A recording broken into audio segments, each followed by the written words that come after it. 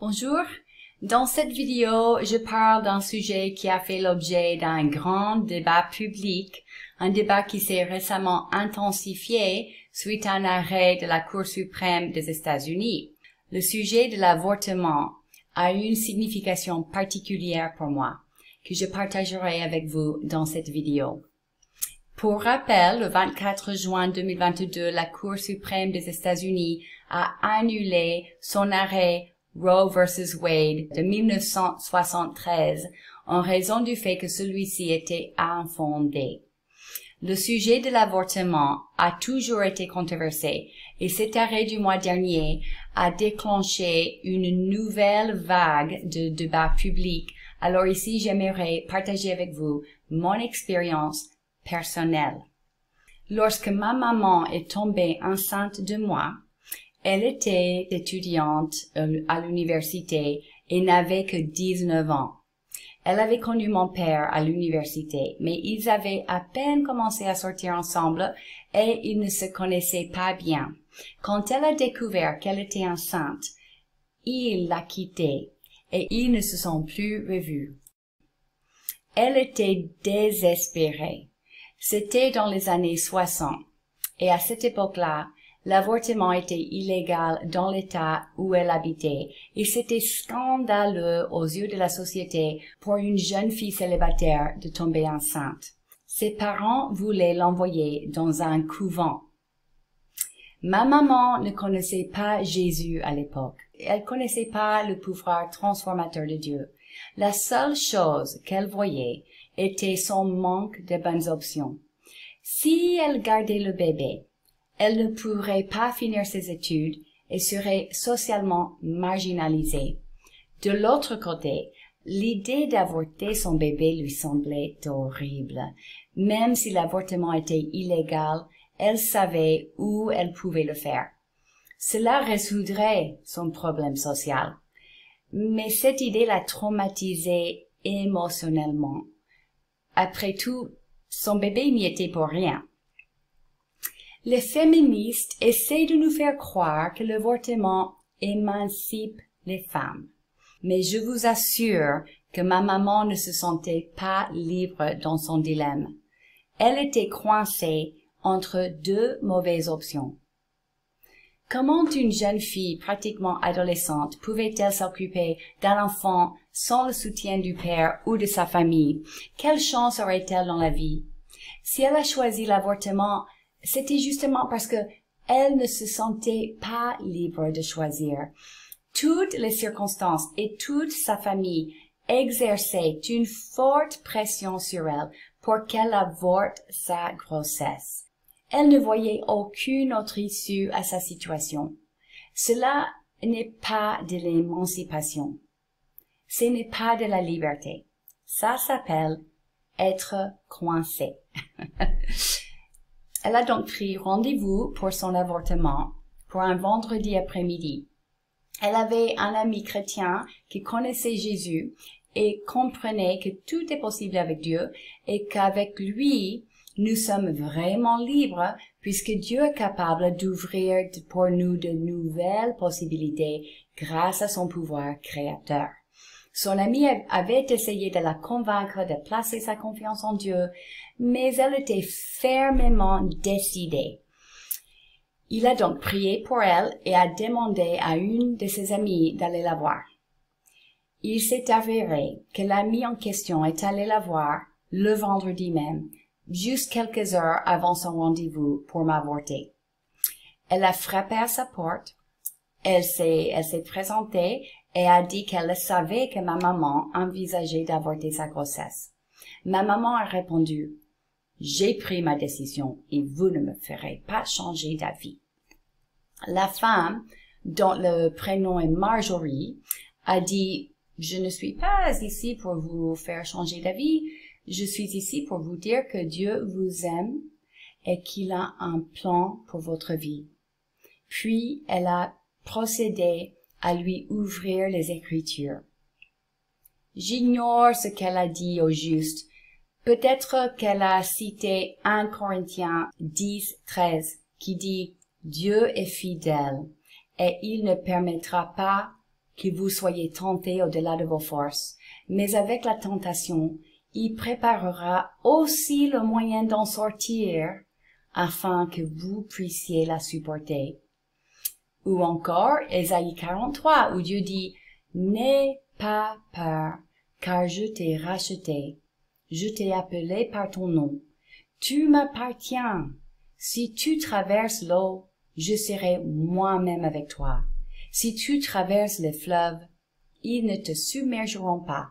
Si tu marches dans le feu, tu ne te brûleras pas, et la flamme ne te fera pas de mal.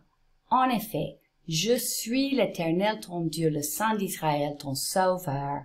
Voici ce que dit l'Éternel, celui qui ouvre un chemin dans la mer et un passage dans l'eau puissante. Je vais faire une chose nouvelle, qui est déjà en germe. Ne la remarquerez-vous pas? Je vais tracer un chemin en plein désert et mettre des fleuves dans les endroits arides. Une chose est sûre. Marjorie lui a expliqué que Jésus s'est donné lui-même pour payer le prix afin de pardonner nos péchés, nous racheter de la malédiction et nous unir à Dieu, tel comme je l'explique dans ma vidéo numéro 5 intitulée « Le plan de sauvetage de Dieu ». Elle a expliqué que si ma maman donnait sa vie à Dieu par le moyen de Jésus-Christ, elle bénéficierait de tous les privilèges de citoyenneté dans son royaume et Dieu transformera sa situation. Elle lui a invité à décharger vous sur lui de tous vos soucis, car lui-même prend soin de vous. Voilà une troisième option qui s'est présentée à ma maman, celle de placer sa confiance en Dieu. Ce qu'elle a fait. Elle a renoncé au royaume des ténèbres et a donné sa vie à Dieu, et elle a déchargé sur lui tous ses soucis. Elle n'est pas allée à son rendez-vous, mais au lieu de cela, elle a accompagné Marjorie à un événement chrétien ce week-end-là, où elle a entendu la parole de Dieu. Peu de temps après, ma maman a connu un homme merveilleux, celui qui allait devenir mon papa. Ce fut le coup de foudre entre eux et ils se sont mariés 7 semaines plus tard. Étant donné que ma maman voulait honorer Dieu, ils ont attendu jusqu'au mariage pour avoir des relations sexuelles. Quand ma maman a vu qu'il avait des attentions de lui demander sa main en mariage, elle lui a informé qu'elle était déjà enceinte. Et savez-vous qu'est-ce qu'il a répondu? Il a dit, « Cela veut dire que je peux aimer 2 au lieu d'1. » Ce n'est pas merveilleux ça? Ça me donne la chair de poule, rien qu'y dépenser. C'est comme ça que je suis née dans une famille accueillante, avec une maman et un papa qui m'aiment, et grâce à Dieu, ma vie n'a pas été abruptement coupée avant ma naissance. Presque 40 ans plus tard, j'ai fait connaissance avec mon père biologique.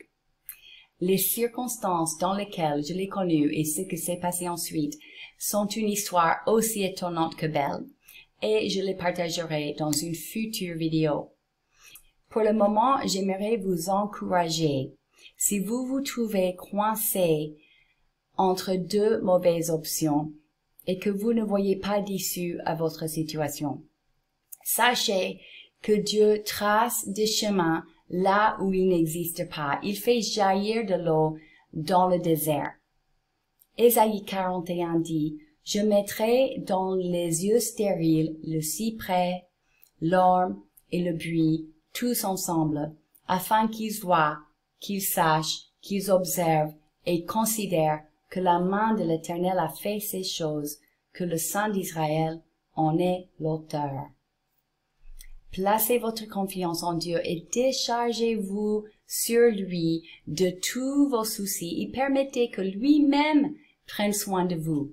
Vous verrez qu'il vous ouvrira un bon chemin que vous n'aviez pas imaginé avant et qu'il vous comblera de bénédictions. Avant de finir, j'aimerais vous raconter une autre anecdote. Avant de filmer mes vidéos pour ma chaîne YouTube, je rédige le texte et je le fais réviser par une traductrice ici en France. Et quand elle a révisé le texte de cette vidéo-ci et a lu mon témoignage que vous venez d'entendre, elle m'a raconté que sa maman envisageait d'avorter sa grossesse aussi. Elle m'a dit que sa maman était en route pour son rendez-vous d'avortement quand elle, c'est-à-dire la traductrice, était dans son ventre, jusqu'à ce que son père l'appelle et après des heures de discussion, la convainc de lui donner une chance. Et sa maman ne l'a jamais regretté. Dieu est tout-puissant. Dieu est capable de transformer ce qui semble être un problème insurmontable en une bénédiction indescriptible. Si vous vous trouvez dans une situation désespérée, donnez à Dieu l'opportunité de la transformer. Voilà, je vous embrasse et prie Dieu de vous bénir richement. À la prochaine fois.